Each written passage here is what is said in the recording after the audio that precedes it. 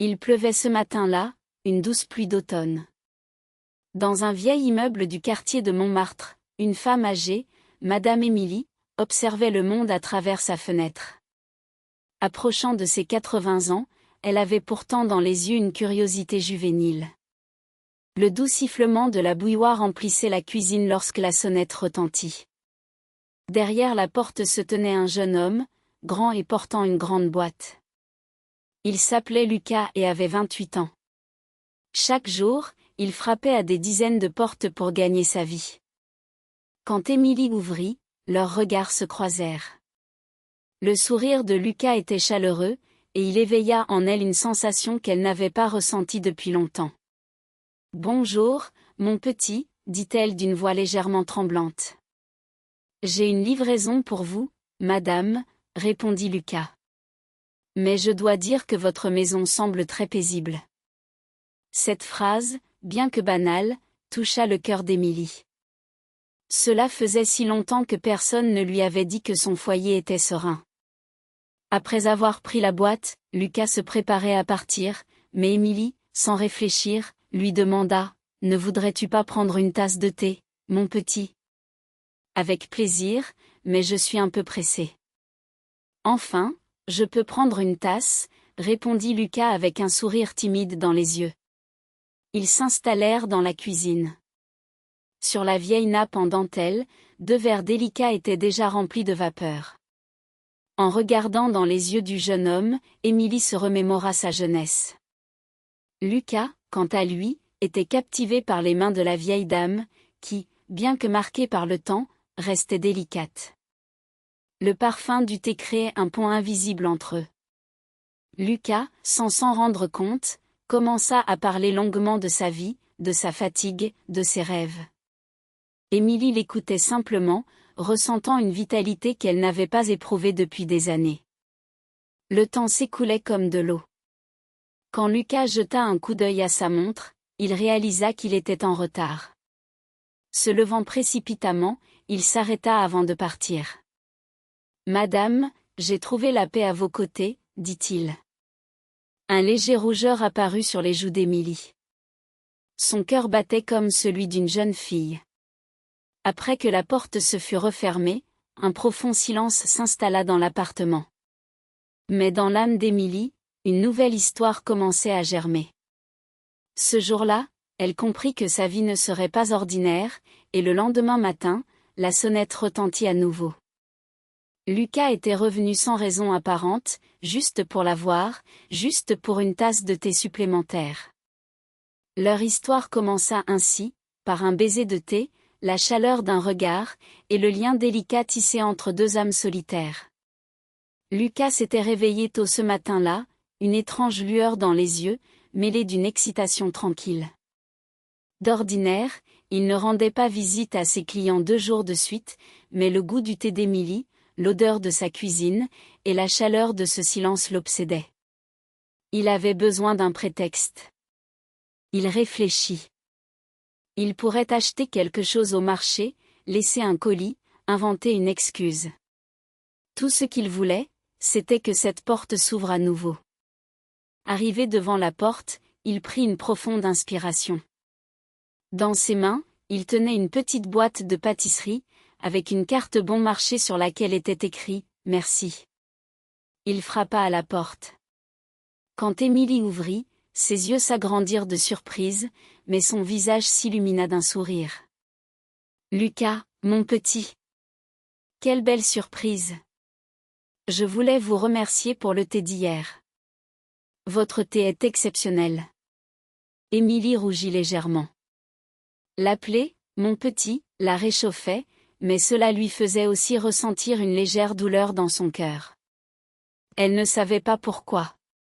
Peut-être que ce terme la faisait se sentir trop âgée. Ils entrèrent. Lucas ouvrit la boîte et coupa le gâteau en 2 parts. Cette fois, il y avait aussi du café.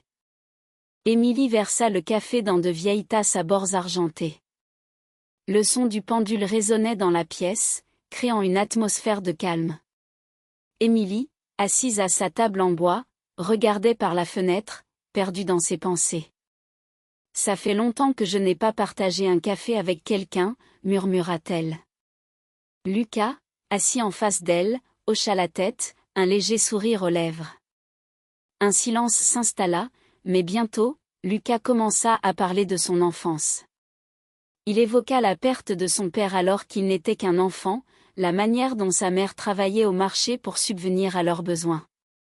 Émilie, tout en l'écoutant, détournait parfois le regard, son esprit vagabondant vers son propre fils, parti à l'étranger des années auparavant, sans jamais revenir. Parfois, dit Lucas d'une voix douce, on ne connaît vraiment quelqu'un que pendant 5 minutes, mais cette personne reste en nous pour toujours. Ces mots touchèrent Émilie, résonnant en elle d'une manière inexplicable, éveillant une curiosité silencieuse. À partir de ce jour, Lucas commença à rendre visite à Émilie chaque matin. Il trouvait toujours une excuse pour passer, que ce soit pour livrer un colis ou pour parler d'une nouvelle campagne de son entreprise. Mais Émilie savait qu'il n'y avait pas que cela. Elle ressentait une chaleur dans son cœur chaque fois qu'il franchissait le seuil de sa porte, une chaleur qui apaisait la solitude qu'il habitait. Un jour, Lucas prit son courage à deux mains. « Émilie, es-tu déjà tombée amoureuse ?» Elle resta silencieuse, ne sachant que répondre. Elle se remémora sa jeunesse, les amours passionnés, les promesses échangées, avant de se marier et d'élever son fils. Les années avaient passé, et avec elles, les souvenirs d'un amour vibrant s'étaient estompés. « Oui, j'ai aimé », finit-elle par dire, sa voix presque un murmure. Mais à l'époque, l'amour était silencieux. On attendait, on écrivait, on cachait ses sentiments. Aujourd'hui, tout le monde parle, mais personne ne ressent vraiment. Lucas la regarda intensément, comme s'il pouvait lire dans son âme. « Mais tu ressens encore, n'est-ce pas ? Tes yeux le disent. » Émilie, gênée, détourna le regard. À cet instant, Lucas prit doucement sa main, sans un mot, juste un contact. Ce fut un moment fugace, mais chargé d'une connexion qui semblait transcender le temps. Le lendemain, lorsqu'il revint, Émilie avait rassemblé ses cheveux en un chignon soigné et portait une robe ancienne mais élégante. Une douce musique flottait dans l'air, accompagnée d'un parfum subtil qui embaumait la pièce. Tout semblait différent. Ce jour-là, ils partagèrent un repas ensemble pour la première fois, une soupe de lentilles, du riz et du yaourt. Pour Lucas, c'était un festin. Après le repas, Émilie sortit de vieux albums photos. Elle montra à Lucas une photo en noir et blanc d'elle jeune, avec un regard rêveur et une silhouette frêle. Lucas la contempla longuement. « Cette femme sur la photo est assise devant moi, mais mon cœur bat différemment en la regardant, » dit-il. Émilie sourit doucement, mais une ombre de tristesse passa sur son visage. « Cette femme a beaucoup vieilli, » murmura-t-elle. Lucas secoua la tête. Le cœur ne connaît pas l'âge, Émilie. Cette nuit-là, alors qu'Émilie se glissait dans son lit, son cœur battait la chamade. Elle se surprit à se sentir coupable, se demandant si elle agissait de manière appropriée pour son âge. Mais en se regardant dans le miroir, elle remarqua ses joues légèrement rosies. Cela faisait longtemps qu'elle ne s'était pas vue aussi vivante. Le lendemain, la porte resta fermée. Lucas ne vint pas. Elle attendit toute la journée, regardant l'horloge, puis le ciel à travers la fenêtre. La nuit tombée, elle consulta son téléphone, réalisant qu'elle n'avait même pas son numéro, n'ayant jamais pensé à le demander. Les jours passèrent, et l'absence de Lucas devint un poids sur son cœur. Le 3e jour, elle entendit enfin frapper à la porte. Émilie se précipita, mais en ouvrant, elle se retrouva face à un inconnu. La déception l'envahit. Les jours suivants, l'absence de Lucas se transforma en une réalité difficile à accepter. Alors qu'elle commençait à se faire à l'idée que cette belle parenthèse était terminée, le 6e jour, elle entendit à nouveau frapper à sa porte. Lucas se tenait là, l'air fatigué mais déterminé. « Je suis désolé, dit-il. Ma mère est tombée malade, j'ai dû partir pour le village. Émilie détourna les yeux, mais elle ne pouvait pas cacher les larmes qui brillaient dans ses yeux. Je pensais à toi, murmura-t-elle simplement. Lucas entra, tenant un petit sachet dans sa main. Il en sortit un vieux mouchoir, délicatement brodé d'un « E ». Ma mère m'a dit un jour, si tu peux rendre une femme heureuse, c'est suffisant. Émilie prit le mouchoir, le cœur battant. Dans ce geste simple, une promesse silencieuse se formait entre eux, une promesse d'un avenir à explorer ensemble. Émilie ne savait pas vraiment quoi dire ce soir-là. Les tasses de thé avaient été servies, leurs mains s'étaient effleurées, et leurs regards avaient échangé des mots que leurs lèvres n'osaient prononcer. Lorsque la nuit s'acheva, Lucas se leva pour partir et lui demanda d'une voix douce, « Je peux revenir demain ?» Émilie hésita un instant, puis hocha légèrement la tête. « Oui, Lucas. » Mais cette fois, sans excuse. Le lendemain matin, à 9 heures, Émilie entra dans sa cuisine, sentant que l'atmosphère de la maison avait changé. Elle ouvrit les rideaux, laissant entrer la lumière du soleil, puis mit la table, prépara le thé et sortit les tasses. Tout était prêt, mais au fur et à mesure que les heures passaient, son anxiété grandissait. 10 heures, puis 11 heures, et Lucas n'était toujours pas là. Un petit frisson d'inquiétude s'empara d'elle. Peut-être que sa mère était encore malade? Ou peut-être que la visite de Lucas n'était qu'une passade? Juste au moment où elle commençait à perdre espoir, elle entendit frapper à la porte. Lucas se tenait là, un petit sac à la main et un sourire timide sur le visage. « Je suis désolé d'être en retard, mais cette fois, je n'ai pas d'excuse, » dit-il en entrant. Lorsqu'ils se croisèrent du regard, tout sembla retrouver son équilibre. Lucas n'était pas là seulement pour prendre un thé, il était là pour rester. Ils passèrent la journée à lire des livres et à regarder de vieux films. Émilie évoqua des souvenirs de films français qu'elle avait vus des années auparavant, et Lucas l'écoutait avec attention, fasciné par chaque mot qu'elle prononçait. La jeune femme en elle reprenait vie grâce à sa présence, mais une part d'elle-même était aussi envahie par des craintes. Que penseraient les voisins? Que dirait sa famille si elle savait? Parfois, elle se regardait dans le miroir, se demandant ce qu'elle faisait. En fin de journée, alors que Lucas s'apprêtait à partir, il s'arrêta. « Émilie, je dois te poser une question. » Elle détourna le regard, son cœur battant. « Demande, je pense à toi chaque jour. » Il s'approcha, et d'une voix douce, il ajouta, « Je me sens en paix quand je suis avec toi. » Est-ce que c'est vrai? Émilie hésita. « Je ne sais pas, Lucas. Qu'est-ce qui est vrai et qu'est-ce qui est faux? Je ne sais même pas comment nommer ce que nous vivons. » Lucas s'approcha encore plus près. « Moi, je l'ai déjà nommé. » Émilie, surprise, ne sut quoi répondre. Ce mot résonna dans la pièce, et les yeux d'Émilie se remplirent de larmes. « À cet âge-là, » murmura-t-elle. « Le cœur ne compte pas les années, Émilie. Avec toi, je me sens chez moi. C'est réel. » Elle détourna la tête pour ne pas pleurer, mais Lucas prit sa main et déposa un baiser léger sur son front. C'était un geste simple, mais chargé d'émotion, et Émilie ne put s'empêcher de sourire. Cette nuit-là, elle ne trouva pas le sommeil. Son cœur battait la chamade. Elle se regarda dans le miroir, se coiffa, se remémorant sa jeunesse, une époque où elle avait attendu quelqu'un près de la fenêtre, mais cette personne était partie. Lucas, cependant, était différent. Le lendemain, il revint, cette fois avec 2 billets à la main. « Que dirais-tu d'aller au théâtre ?» proposa-t-il. Émilie était surprise.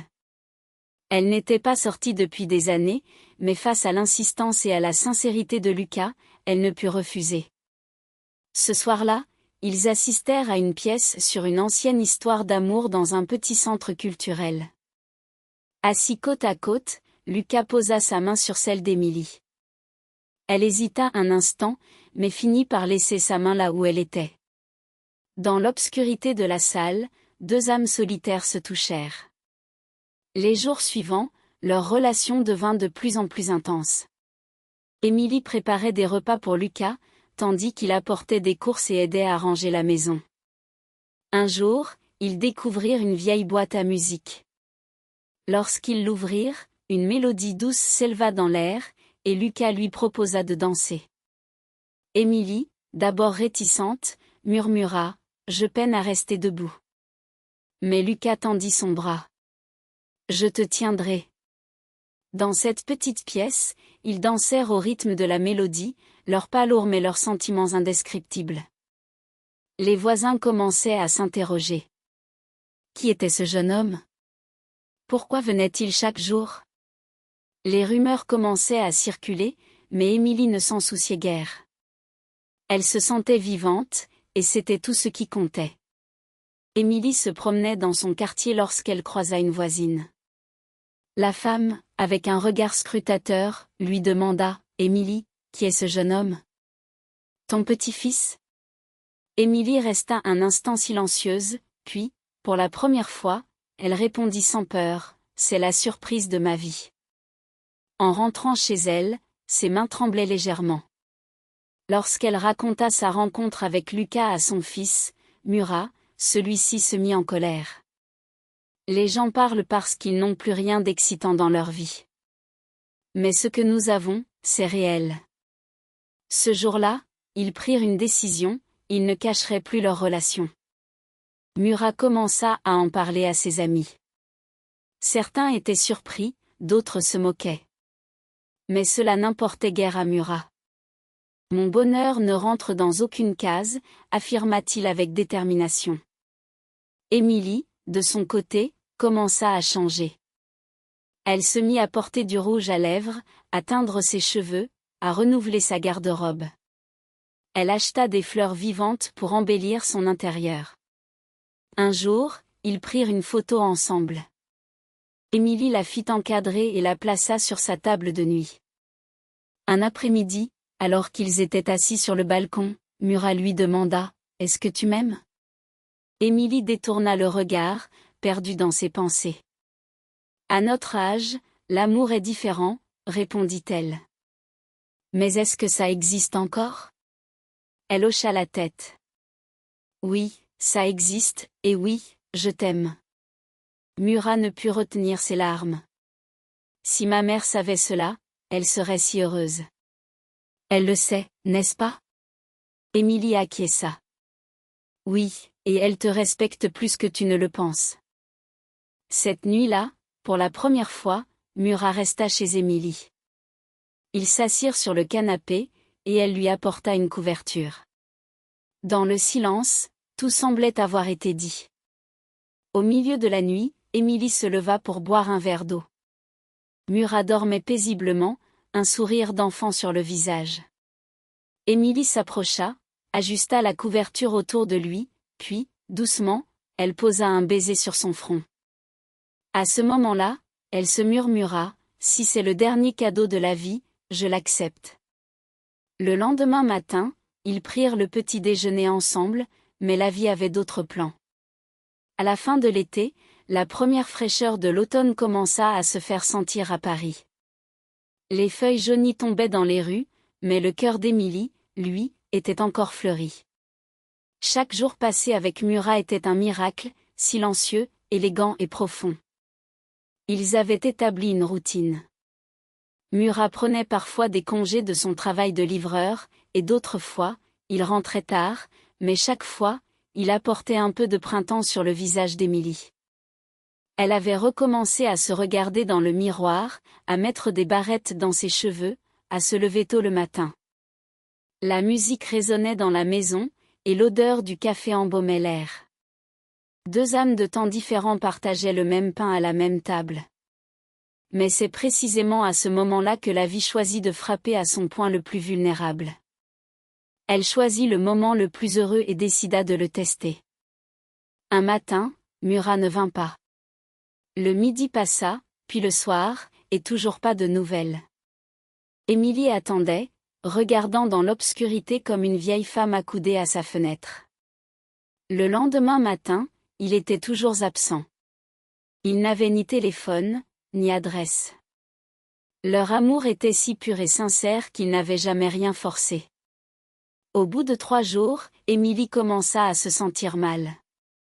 Ses genoux la faisaient souffrir, et son cœur se serrait. Mais ce n'était pas seulement l'attente qui la tourmentait. Elle sentait que quelque chose n'allait pas. Le 4e jour, quelqu'un frappa à sa porte. Ce n'était pas Murat. Une jeune femme, portant un foulard, se tenait là avec une petite note à la main. « Excusez-moi, êtes-vous Émilie » Émilie frissonna. « Oui, c'est moi. » La jeune femme poursuivit, « Je suis la cousine de Murat. Je vous apporte un message. » Émilie, les mains tremblantes, ouvrit l'enveloppe. C'était l'écriture de Murat. « Émilie, en écrivant cette lettre, les mots se coincent dans ma gorge. Il y a quelque chose que je ne t'ai pas dit. Ma mère est de nouveau malade. Mais cette fois, c'est sérieux. Je dois aller au village de ma tante. Mon téléphone ne capte pas là-bas. Peut-être que je ne pourrai pas te voir pendant un moment. Mais sache que... » Émilie se réveillait chaque matin en pensant à Murat. Si jamais cette lettre lui parvenait, qu'elle sache qu'il l'aimait toujours. Tiens bon, je reviendrai. Je t'aime. Ces mots résonnaient dans son esprit alors qu'elle laissait tomber l'enveloppe de ses mains tremblantes.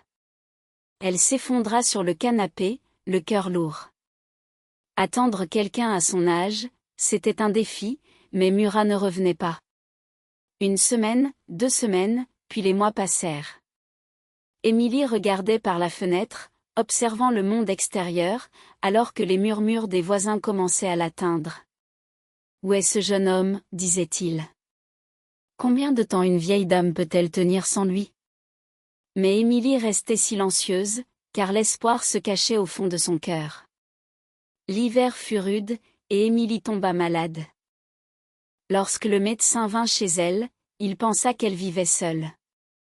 Pourtant, son cœur était toujours avec Murat. Une nuit, alors qu'elle avait de la fièvre, elle rêva de lui. Il était là, tenant sa main. « Tu as promis, tu as dit que tu reviendrais » murmura Émilie. « Je suis revenue » répondit Murat. « Es-tu réel ? Je suis dans ton cœur, c'est suffisant. » À son réveil, des larmes coulaient sur ses joues.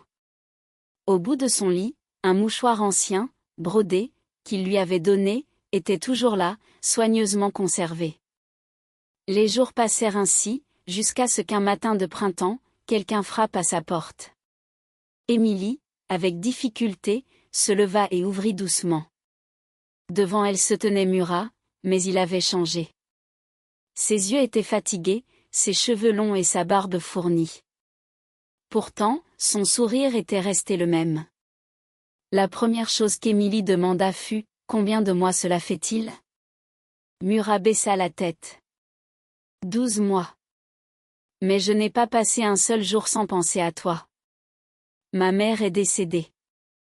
J'ai attendu 40 jours, puis je suis venue. Les yeux d'Émilie s'humidifièrent, mais elle ne pleura pas. Elle s'approcha et prit la main de Murat. « Bienvenue » dit-elle simplement. « Je suis revenue. »« Tu es revenu. » À partir de ce jour, tout changea. Murat ne partit plus. Il était là, à ses côtés, faisant les courses, préparant les repas, servant le thé. Ils recommencèrent à tisser leur vie ensemble. Un matin d'été, alors qu'ils se promenaient sur la plage, Murat s'arrêta. Il sortit une petite boîte de sa poche. À l'intérieur, une seule bague. « Veux-tu m'épouser » Les yeux d'Émilie s'écarquillèrent. « Murat, j'ai 80 ans et je t'aime. Peu importe mon âge. Que diront les gens ? Qu'ils rient. Qu'est-ce qui m'a manqué jusqu'à présent ? L'amour. » Ce jour-là, Émilie accepta. Ils se marièrent en toute discrétion, entourés de quelques amis et voisins. Mais leur petit salon était rempli de fleurs, et Émilie portait une robe blanche, semblable à celle d'une mariée. Murat, les yeux embués, tenait sa main. Après avoir signé les papiers, Émilie murmura, « Mon cœur porte encore ton nom, et le tien aussi. » Les années passèrent, et la santé d'Émilie se dégrada. Elle avait du mal à marcher et ses nuits étaient courtes. Mais chaque matin, Murat était assis au bout de son lit, tenant sa main, la regardant avec amour. Un jour, Émilie posa sa tête sur l'épaule de Murat. « Cette vie m'a donné à toi. Je ne veux rien d'autre. » Lorsque l'automne arriva, Émilie ferma les yeux pour toujours, dans son lit, entre les mains de Murat. Ses funérailles furent simples. Murat se tenait seul devant sa tombe, puis il sortit de sa poche ce vieux mouchoir. Il le déposa sur la tombe d'Émilie, où la lettre « E » était encore visible. Des années plus tard, dans un parc, un homme âgé, toujours droit, était assis sur un banc, tenant une tasse de thé vide à côté de lui. Un enfant curieux s'approcha et demanda « Monsieur, pourquoi cette tasse est-elle vide ?»« Pour la dame à mes côtés. Elle adorait ce thé. » Ainsi se racontait leur histoire. La différence d'âge, le temps, la société, rien n'avait d'importance. Car l'amour était la rencontre de deux âmes, unies pour l'éternité dans un regard, une main tenue, un souffle partagé. Abonnez-vous à la chaîne de nombreux